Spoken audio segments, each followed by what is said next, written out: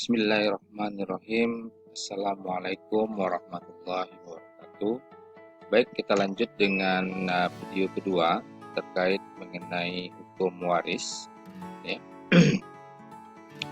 Yang tadi kita bahas itu dalam upaya pembentukan hukum waris nasional perlu kandungan 3 dimensi. Yang pertama adalah dimensi pemeliharaan, jadi yang mana setiap aturan-aturan yang ada di dalam masyarakat, baik itu dalam agama maupun adat istiadat, tetap dilestarikan dan terus diupayakan supaya aturan-aturan tersebut bisa dilaksanakan dan tetap ada dalam sistem kemasyarakatan. Selanjutnya adalah yang kedua, dimensi pembaharuan, gitu ya, yang berarti dalam usaha meningkatkan dan menyempurnakan sistem hukum kewarisan yang karena berasal dari 3 sistem hukum kewarisan. Jadi hukum kewarisan terutama pada bagian yang kemungkinan dapat disatukan. Ya, seperti pengertian hukum kewarisan, ya, terjadinya pewarisan, ya, ini harus ada pembaruan-pembaruan tentang pengertiannya, baik itu unsurnya, baik itu syaratnya, baik itu harta yang diwariskan, seperti asas individual, azas penderajatan, azas keadilan yang berimbang, gitu ya. Selanjutnya ada azas bilateral, azas hubungan darah dan perkawinan, maupun azas yang kelihatan berbeda namun saling melengkapi, seperti KUH Perdata dan Putusan Islam. Jadi dengan azas musyawarah, ya, dalam hukum kewarisan adat, tentu azas individual dalam hukum kewarisan adat dan sebagainya, sehingga akan membuat substansi dan hukum kewarisan nasional secara bilateral nantinya. Selanjutnya dimensi ketiga itu dimensi penciptaan, ya. Pada dimensi ini diciptakan peraturan perundang-undangan yang baru di bidang hukum kewarisan nasional yang sebelumnya belum pernah ada guna menghadapi tuntutan kemajuan zaman dan pengaruh dari masyarakat dunia yang lebih bersifat terbuka, ya, atas nilai-nilai baru di dalam masyarakat modern.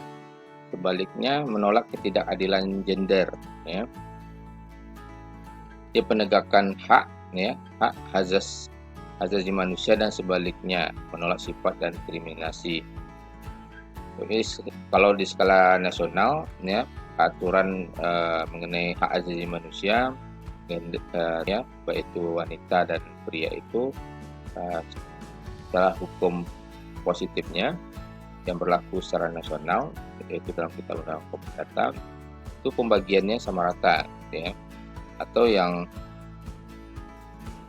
ada sifat-sifat dari yang penerima waris yang mungkin perilakunya, gitu ya, tidak ada pengaruhnya, tetap diberikan hak warisnya kepada dirinya.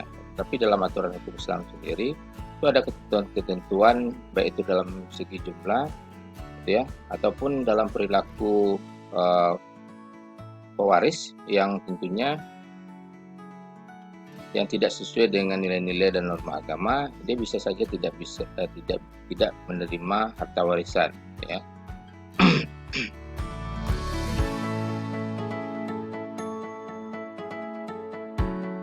Jadi sistem hukum kewarisan menurut KUH Perdata tidak membedakan antara anak laki-laki dan anak perempuan, ya, antara suami dan istri. Mereka berhak semuanya mewaris, dan pembagian anak laki-laki sama pembagian anak perempuan, pembagian seorang istri atau seorang suami sama dengan pembagian anaknya. Jadi menurut Kitab Undang-Undang Hukum Perdata ada 2 cara untuk mendapatkan warisan. Yang pertama adalah sebagai ahli waris menurut undang-undang. Yang kedua adalah karena ditunjuk, ya, dalam suatu wasiat atau testament. Jadi ada wasiat tadi, ya, harus berdasarkan akta tertulis, biasanya dibuat di depan notaris beserta saksi, itu saksi adalah keluarga dan juga orang di luar dari keluarga, gitu ya. Itu bisa ditunjuk sebagai saksi bahwa benar yang si mayat terdahulunya pernah mewasiatkan hartanya kepada orang lain. atau kepada suatu lembaga atau yayasan ya, atau organisasi-organisasi tertentu. Selanjutnya adalah subjek dan objek hukum. Jadi subjek hukum waris itu yang pertama adalah pewaris ya, atau heir flatter ya. Kalau kita artikan bahwa pewaris itu adalah setiap orang yang meninggalkan harta kekayaan. Ya, pewaris jelas seseorang telah meninggal dunia dan meninggalkan harta warisan. Ya, pewaris kalau tidak dia meninggal, dia tidak mempunyai harta, ya itu tidak menyatakan pewaris ya. Karena apa yang akan dibagikan dari peninggalan adalah ahli waris atau afgenam ya. Di ahli waris atau afgenam sendiri ini dapat diartikan yang secara limitatif diatur dalam KUH Perdata untuk menerima harta peninggalan dari seseorang yang meninggal dunia. Ini dapat kita bagi ya. Yang pertama itu ahli waris yang mewarisi berdasarkan kedudukan sendiri ya, atau with agent of it ya, atau penerima warisan secara langsung ya, dari keluarga ya, atau anak atau suami atau istri ya, atau ibu atau ayah ya. Yang kedua adalah ahli waris berdasarkan penggantian ya, disebut juga bis per pooling ya. Dalam hal ini disebut dengan ahli waris secara langsung mewaris mengganti. Ini adalah hukum Islam disebut dengan mawali. Yang ketiga adalah pihak ketiga yang bukan ahli waris ya, tadi wasiat yang diberikan, baik itu diberikan kepada orang atau organisasi atau yayasan ya, yang dapat menikmati harta peninggalan atau berdasarkan wasiat atau testament ya, harta yang ditulis bisa saja melalui notaris. Selanjutnya adalah adapun syarat-syarat untuk mendapatkan waris, harus ada orang yang meninggal ya, jelas tadi ya, pewaris ya terlebih dahulu ya tentunya harus meninggal. Kalau dia berwasiat dia belum meninggal ya, atau harta yang dibagikan sebelum dia meninggal, ini tidak merupakan warisan ya. Itu bisa saja membagi-bagikan harta dia sebelum dia meninggal. Yang selanjutnya adalah atau dianggap sebagai subjek hukum pada hari kematian pewaris. Ini dinyatakan harus dilahirkan hidup dan dianggap sebagai subjek hukum pada hari kematian pewaris. Berarti ya saja dalam bentuk data secara hukum dirinya, identitas dirinya pada dia hidup ya, dan dia juga dinyatakan sebagai subjek hukum pada hari kematian pewaris. Bahkan baik itu kematiannya bisa ada surat kematiannya, kenapa dia meninggal gitu ya. Nah, ini baru bisa dibagikan warisan yang pantas menerima warisan ya. Dia ada ketentuan ya, ini ahli waris dia merupakan keluarga dari pewaris, itu suami yang mana istrinya meninggal, atau istri yang suaminya meninggal, dan anak-anak orang tua yang meninggal pewaris. Dalam sistem kewarisan yang dianut dalam hukum KUH Perdata, ini ada sistem kewarisan individual bilateral ya. Sedangkan perbedaannya terhadap pada saat pewaris meninggal dunia, maka harta tersebut harus dulu pengeluaran tadi ya. Cara warisan tentunya sebelum warisan itu diperoleh tentu harus ada pengeluaran-pengeluaran yang harus dikeluarkan terlebih dahulu untuk menyelesaikan permasalahan semayat ya, baik itu pengeluaran-pengeluaran berupa zakatnya itu ya, harta kekayaannya itu harus dikeluarkan dulu, dikurangi oleh pembayar hutang atau perawatan jenazahnya. Setelah bersih baru dibagikan harta warisan tersebut.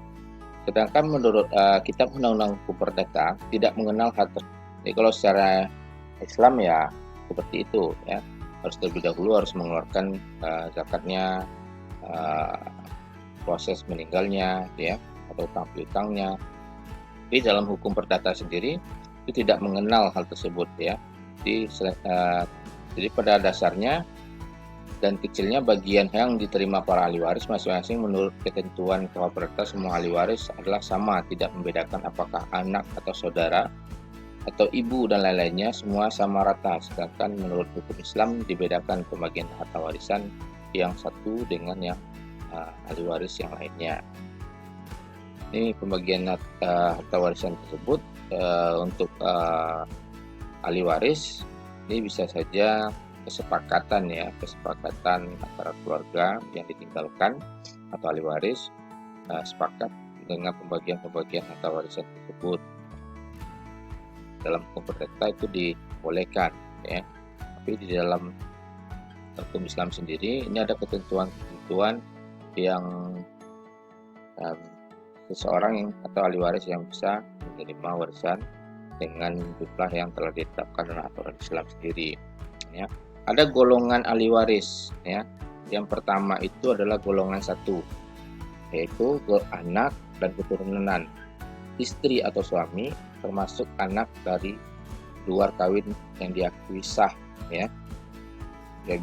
Biasanya suami yang telah memiliki istri yang sah, ya, dia memiliki anak, maka anak tersebut dari istri yang sebelumnya itu berhak mendapatkan warisan kalau apabila suami tersebut meninggal dunia, ya.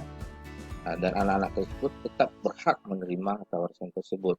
Apabila tidak dibagikan hanya kepada istri yang masih hidup dan tidak ada perceraian saja yang diberikan, itu anak yang istri pertama, yang kedua yang telah diceraikan itu anak-anak itu bisa menuntut, ya, harta warisan tersebut melalui pengadilan secara Islam, pengadilan agama.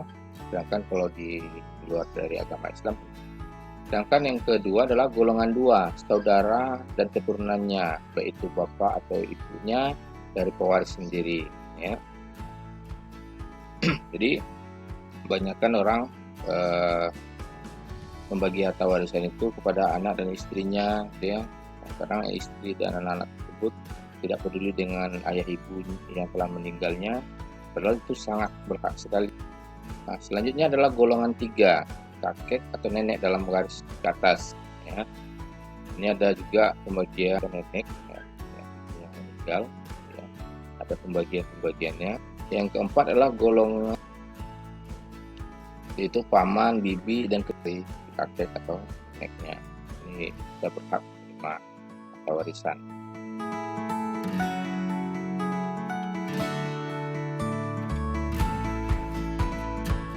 Jadi hukum waris sebagai suatu gejala sosiologis, ya. Gejala sosiologis tentang hukum waris memang sangat banyak, karena kadang kalau masalah harta ini sangatlah sensitif sekali, ya.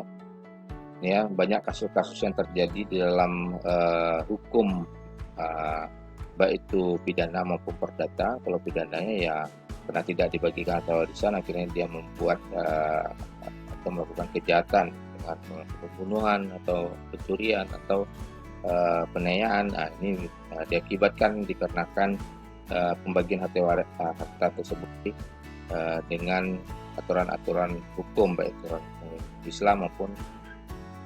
Jadi itu baiknya lagi apabila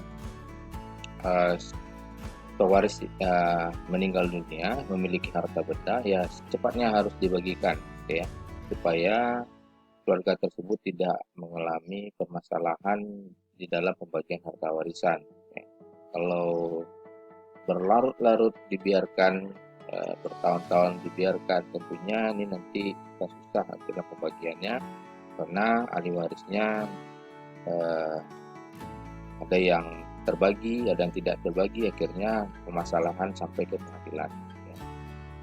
Apalagi jika harta tersebut dibagikan kepada seseorang dengan jalan surat wasiat. Nah, ini surat wasiat tersebut harus jelas, harus dibuat dan tertulis dan harta warisan sebagainya yang mungkin dapat menyebabkan permasalahan. Maka oleh sebab itu, untuk pembagian harta warisan selalu berpedoman kepada hukum waris baik secara Islam, adat, dan hukum negara, sehingga tidak terjadi permasalahan yang akan menyebabkan perpecahan